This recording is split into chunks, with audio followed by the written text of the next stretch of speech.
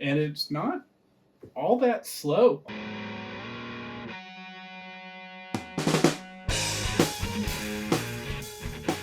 Welcome back to Retro Reverie. Today we're looking at this old ThinkPad, which was the subject of my ThinkPad history video, which you can find here. The main reason I wanted to make this video is because A, I'm working on some much larger projects that are gonna be coming eventually, but I don't really know when.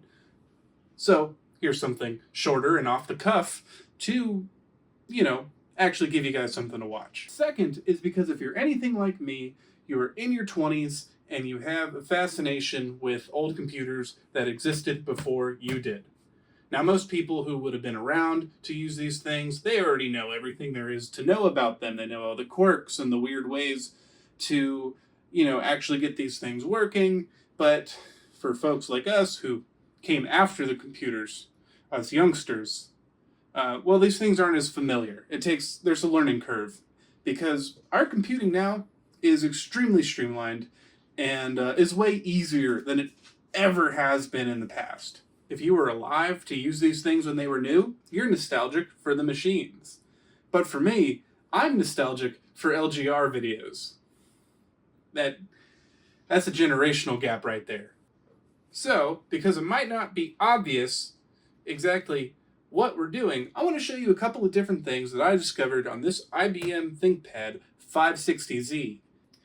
The first thing that any respectable retro tech YouTuber does with an old computer is put Doom on there. But I asked myself a question not too long ago. How exactly do we get Doom running on something that only has a floppy drive to get things on? Well, you're going to need a couple things. First of all, you're going to need not only a vintage floppy drive, this one comes with a proprietary port. What you'll also need is a brand new floppy drive. Yes, they still make them. It comes with a USB port to use for a modern computer. In addition, and I think you can still buy diskettes on Amazon, I was lucky enough to get a smattering of them from work when we were getting rid of old e-waste stuff. These are totally useless, but I even have these Windows 98 and Windows 95 boot disks. This would be like one of 49 different diskettes to install Windows onto a system. So these are respectively the first of those sets. Fun to play with. They don't do anything though. This literally puts you into the boot environment where you would try to do other things. And we'll take a look at that. But let's do Doom first. As many of you are aware, and some of you may not be aware, the biggest limitation with floppy disk drives is that they are exactly 1.44 megabytes in size. This is an extreme constriction of space. Back in the early 90s, not such a big deal. 80s, these were par for the course. But as software started getting bigger, like I said, Windows 95 and Windows 98 required something like 49 different disks to install the system. The 1.44 started to be too small. And we'll see. These are my disks for Doom. Doom, the smallest game that could be played on a gosh darn calculator, still needs 2 floppy disks to be properly installed onto a system. Let's jump over to the modern computer where I show you exactly what files to put where, because Doom needs certain files on certain disks in order to be installed properly. Okay, so there's a great forum post which goes right into where files are going where. There's going to be 4 files going onto floppy 1 and 1 file going onto floppy 2. I just made 2 folders to keep everything neat and tidy and dragged everything over. That way you don't have to redo anything on the floppy disk because it behaves really weirdly. So now with the floppy disk drive, you're going to actually just want to plug it right into your computer. And it'll come up as a device, but if you were to click on it now, it wouldn't show anything. You have to put the disk in. Now the disk is in, you're going to click on it in your PC, And then, as you'll see, I'm dragging over this driver. It kind of goes into stages. It's very bizarre with the way that it behaves.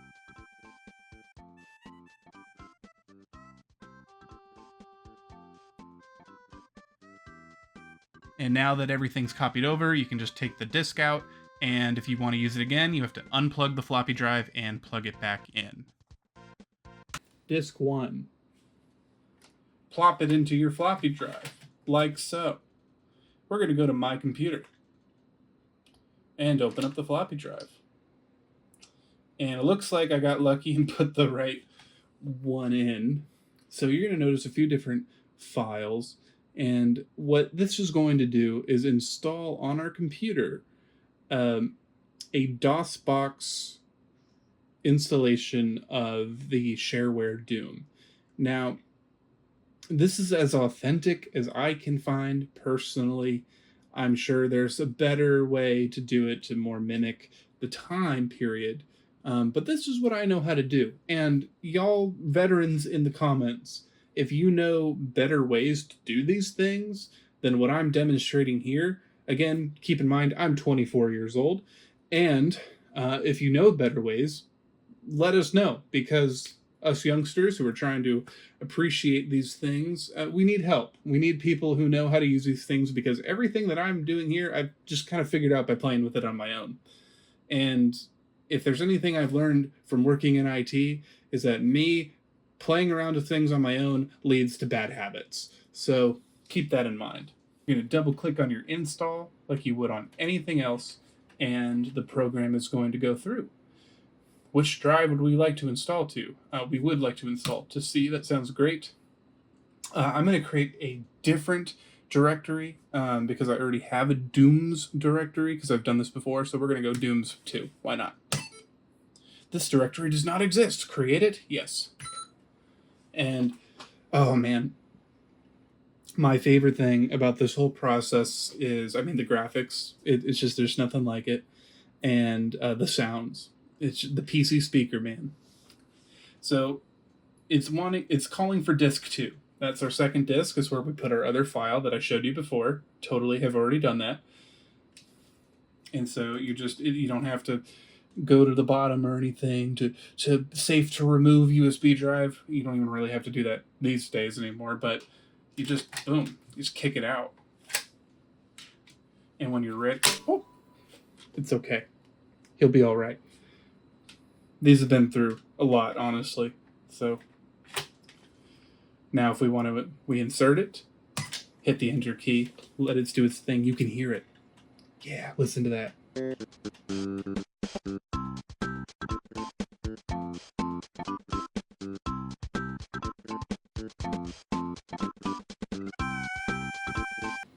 All right, it says insert disk 3. What that really means, insert disk 1 again.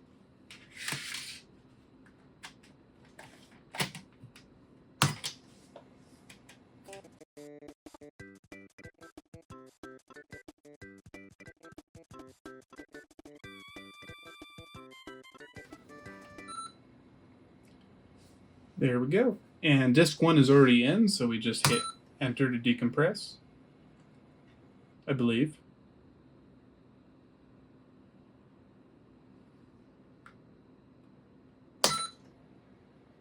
Just hit escape. Oh. Don't know what I'm doing wrong here. Dooms 19. And now we got this installer running. So Dooms 19, it should delete itself, but it didn't in this case, so let's delete it ourselves. I do have a delete key, wonderful.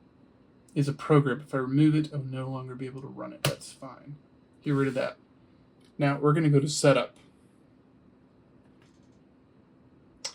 And I would like to do keyboard only for controller. We're going to do Sound Blaster, 220 port address. It doesn't really matter all that much what you pick here, at least in my experience, because it should work. Because at this point, late 90s, computers have gotten better synthesis for like sound and music devices. You think I would know a little bit more about that, given that I did a whole video on it. How do we do?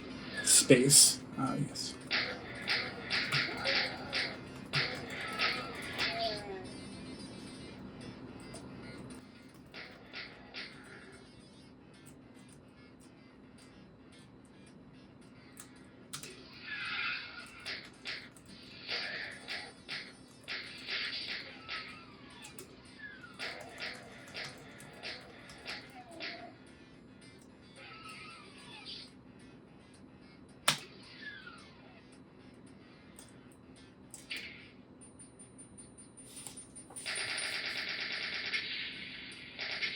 I don't remember that one being so short.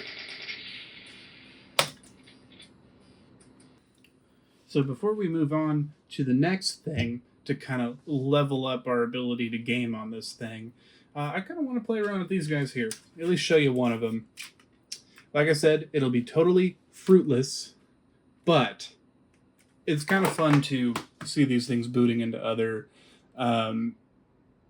programs, for lack of a better word.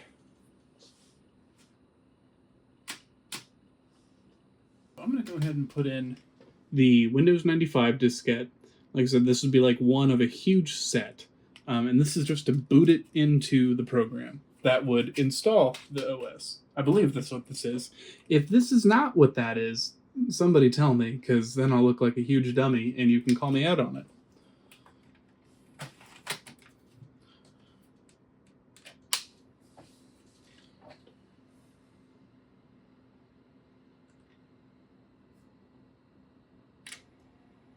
All right, it's reading my disk. You can hear it turning.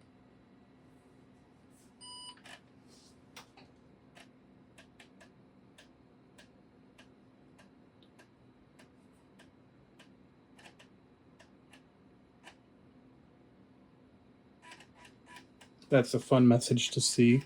Starting Windows 95. Toshiba CD-ROM Adepti device driver. Driver not installed. No drives needing support. And we have a little shell here for the A drive. I don't really know what we could do.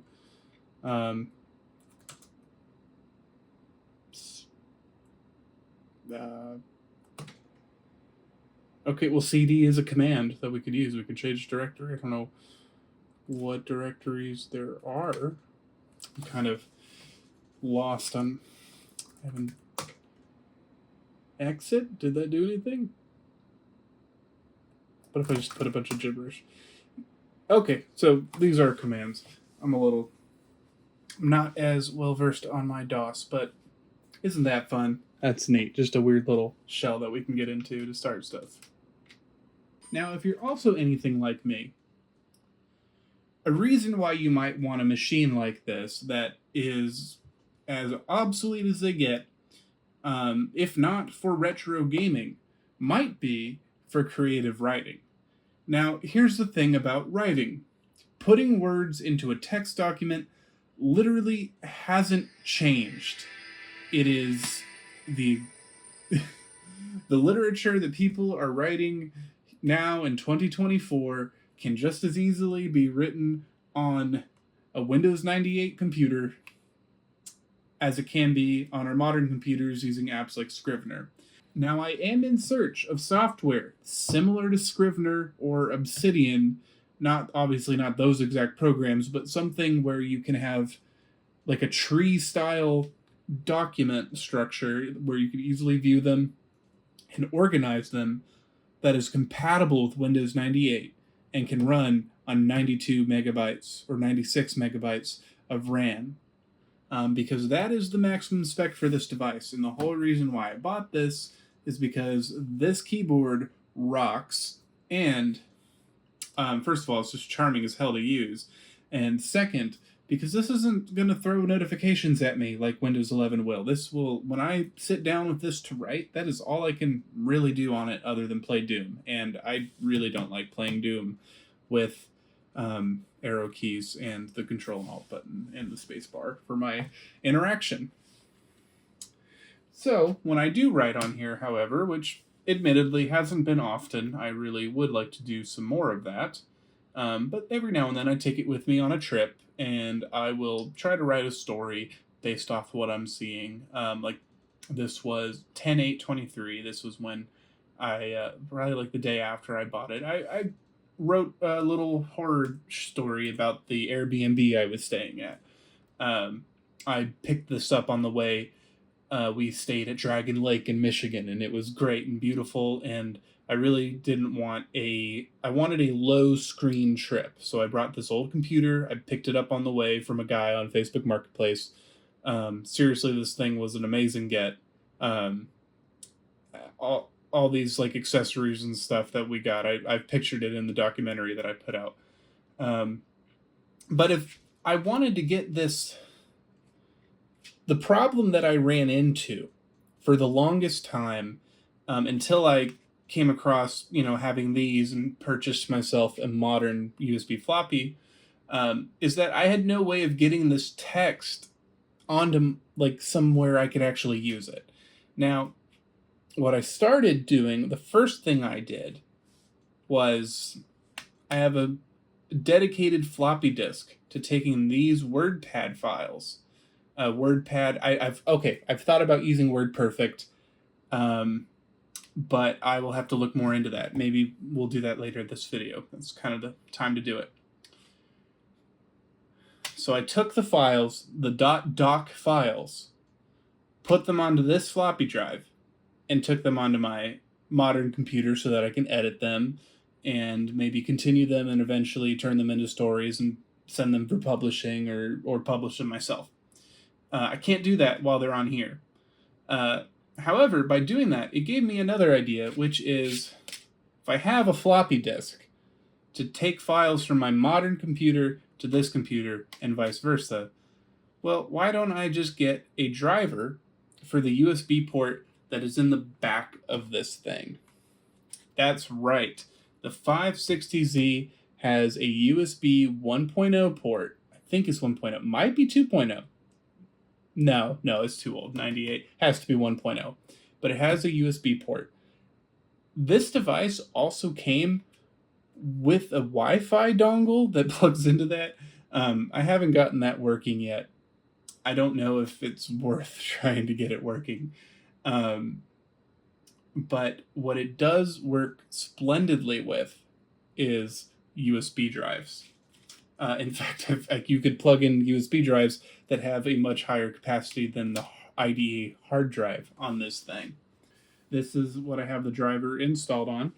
Or not. This is the floppy that I have the USB driver on, available from this content creator's website. Can't remember his name. I should probably look it up right now. Now you can get this driver from philscomputerlab.com. There's some caveats behind it. I don't know exactly the compatibility, but it does work for this system. So all you do, take your driver disk that you have it on there, and it is small enough to fit on the one floppy, thank God. Otherwise, we need to have a whole program dedicated to reconstructing it, like Doom. And we're just, my computer, open up the floppy.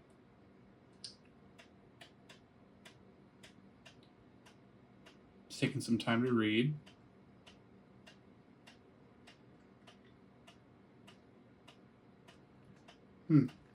Usually it doesn't get hung up like this, but it is Windows 98.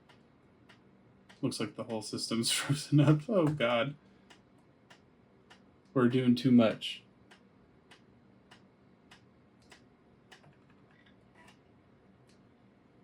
Okay, there we go. It just took a while. See, this is the thing. Oh wow, it came up a bunch of times. This is not good. So this is another thing for you younger folks like me. We're so used to our things happening instantly that even though these machines tended to be faster when they were new, especially like this one has a really good representation of what the performance was like back in the day, because it's essentially brand new and untouched. We got to remember that. Anyway, so what we need to be aware of is that these machines are slower than we're used to. I mean, I think this is a pen. Here's the sticker. Oh no, we have a MMX Pentium 2. Pentium 2 That's, you know, we have to be patient with these things. I'm going to accept the license agreement. We're going to install this driver. I've already installed it, but it should just uninstall the old one and put on this one. Now that we've installed it, I believe that's it. Said Windows 98 doesn't really like to tell you when things are done, just kind of expects you to know. Fair enough. And we're going to restart it. Okay, so because we have only a floppy drive and a USB port to copy things over, what I would like to know is whether or not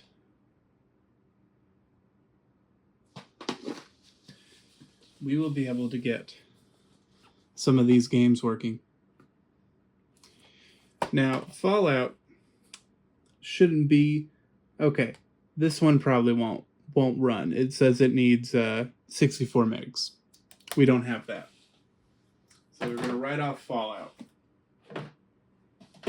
However, Planescape Torment only needs exactly 32. So we should be able to get it to run with a PC Pentium. And we have a Pentium too. This should be the perfect device to play Planescape Torment.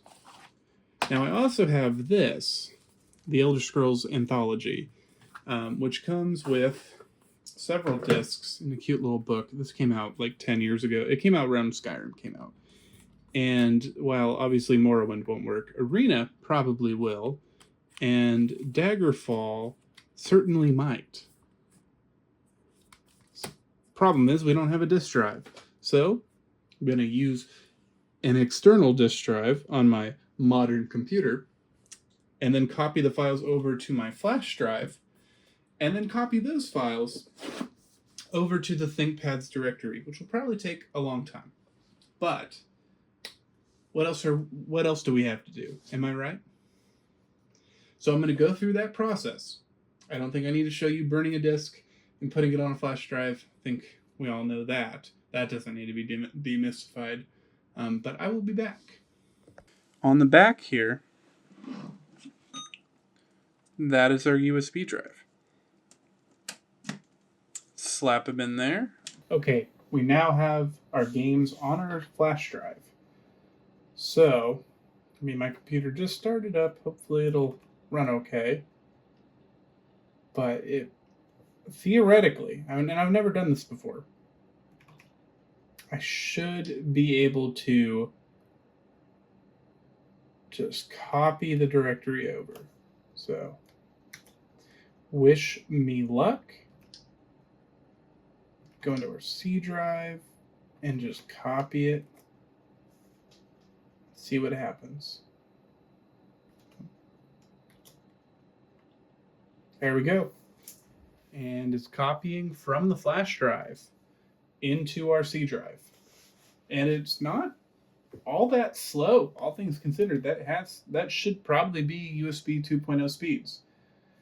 Now, I will say, I had to switch over to an 8 gigabyte USB 2.0 flash drive. My 3.0 drives are kind of giving the computer some grief. However, like I said, I believe the hard drive in this is like 2 gigs. It's really small. So to have an 8 gigabyte flash drive is pretty excellent. And to be able to use that Elder Scrolls thing that I have. And now we have Arena, and I wonder if it'll work. These are batch files, and this is going to work through DOSBox, which is exactly how Doom was working. So let's give it a shot.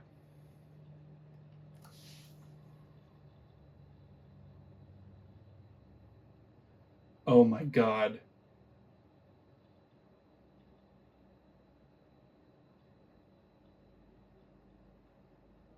DOSBox started. I don't know if it's working. CPU. Oh, okay. It's just taking a while.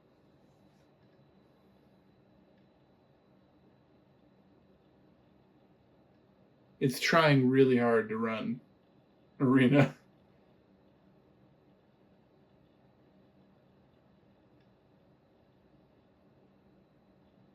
Oh, okay.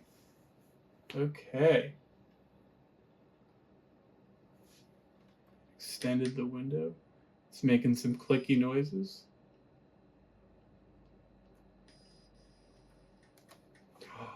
Here it is. It is totally the wrong size.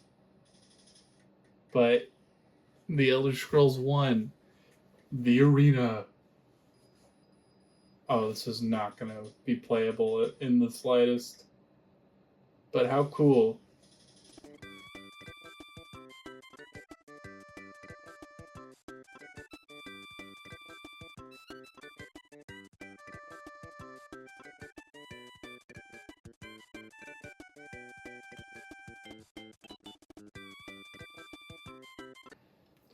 All right, so since Arena barely worked, um, I mean, I can't believe it booted at all. That is really cool. Off of that CD that came out in 2011. Since Arena didn't work, Daggerfall is almost certainly not going to work. Maybe after I do a RAM upgrade, it might. But I can't be sure about that. So, and I was going to do Planescape. I'm pretty confident that game would run. However, my external CD drive stopped wanting to work by the time I got to that disc. So we're not going to be able to look at that. But I think this pretty much covers everything that I wanted to look at in this video, which is exactly, some capabilities that we have with older computers. I mean, we can totally get stuff onto here, and if this was more powerful, if I had it upgraded to the full 96 megabytes, I might be able to do a little bit more DOS gaming. Or if I was aiming more at the early 90s. Keep in mind, this is a business machine, and it's, look how thin it is. It's rather compact for the time. So this is definitely probably not the most high performer, like one of the highest performers that you could have gotten for the time. But it is really interesting. Once you get floppies going, and you can get a USB drive, and you could totally, just being able to swap files between computers on these things is absolutely wild. And it unlocks a whole lot of fun shenanigans you can get up to. So, anyway, I hope that for some of you this was helpful or insightful, and if it wasn't, I do hope that it was at least enjoyable. You can help me out by liking and subscribing and maybe checking out another video of mine or two. You can also help me out by checking out my Ko-Fi down in the description. These videos do take a long time to make. There will help me greatly. Or if you want to help out for free, subscribing, liking, and sharing the video. Of course, all those YouTuber gold things that everybody says all the time that you're tired of hearing. Anyway, until next time, I don't know what the next time will look like. It might be something fun and low-key like this. It might be something a little bit more formal. But there are 2 larger video projects in the works that you can look forward to from Retro Reverie. Y'all have a wonderful day, wonderful night, and thank you.